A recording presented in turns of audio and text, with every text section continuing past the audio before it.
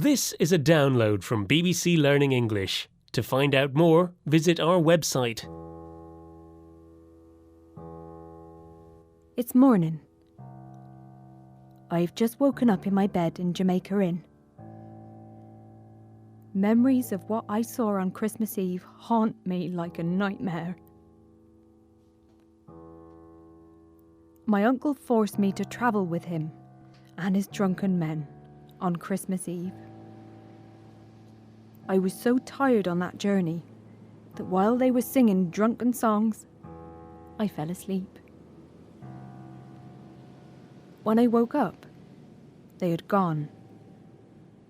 The carriage doors were locked, but I escaped through the window. They had brought me to the coast. It was a cold, misty night, but from where I was standing on the cliff top, I could see my uncle and his gang below on the shore, silent and still. They were watching the tide coming in, like a beast waiting to pounce.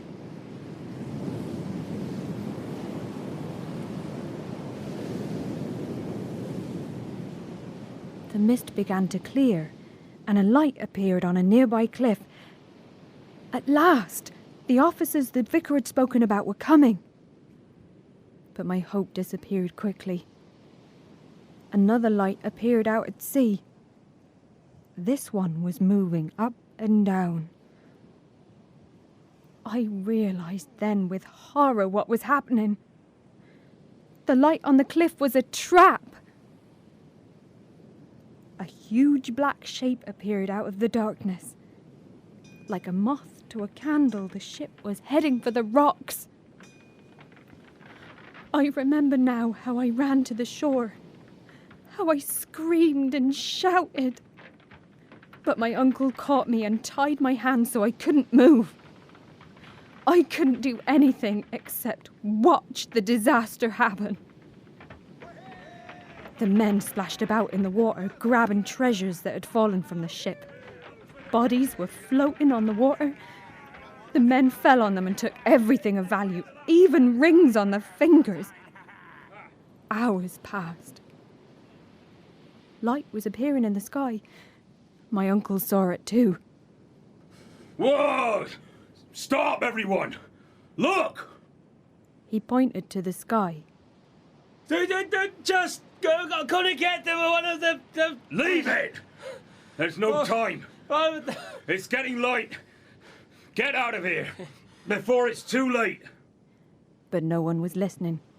They were greedily grabbing what they could. My uncle had fired his pistol in the air. The men looked up and saw the sky. Fear struck them, and they ran up on the beach carrying what they could. They knew they had stayed too long. Morning was their enemy. I was too weak to move, but my uncle picked me up and carried me. In the panic, the carriage overturned. That meant there was only one small cart for everyone's escape.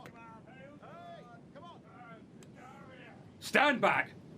I say stand back! Harry, make sure no one moves. Shoot if necessary. I said! There was blood everywhere. 2 men lay still. I fainted.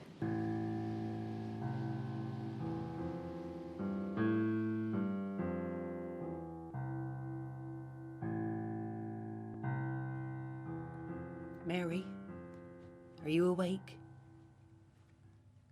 How long have I been lying here? 2 days. Why didn't you wake me? Mary, I've got to get up. Where are you going? Your uncle's downstairs. He doesn't frighten me. I must go and find them. He's never been like this before. He's locked all the doors. He's afraid of someone. I don't know who. Don't go down. Mary, he's got a gun. All the doors and windows are bolted. My uncle is sitting in the kitchen. I heard noises outside. Did you hear anything? He'll come. He warned me, but I didn't listen.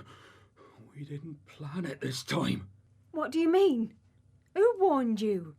The officers? Them? They can't touch me. They need proof, and all they have is a broken ship and 2 bodies. I wasn't there, was I?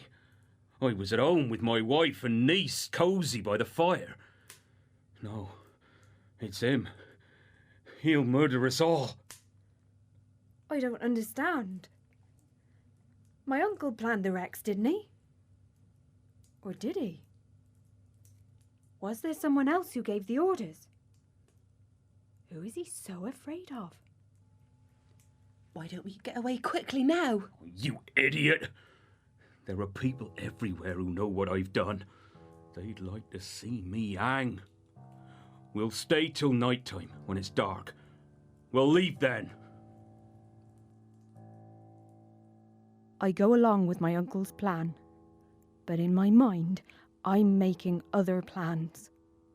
I'll escape somehow and find the vicar. He's my only hope. Meet me in the next episode when things get even worse and I make a shocking discovery that will completely change my life at Jamaica Inn.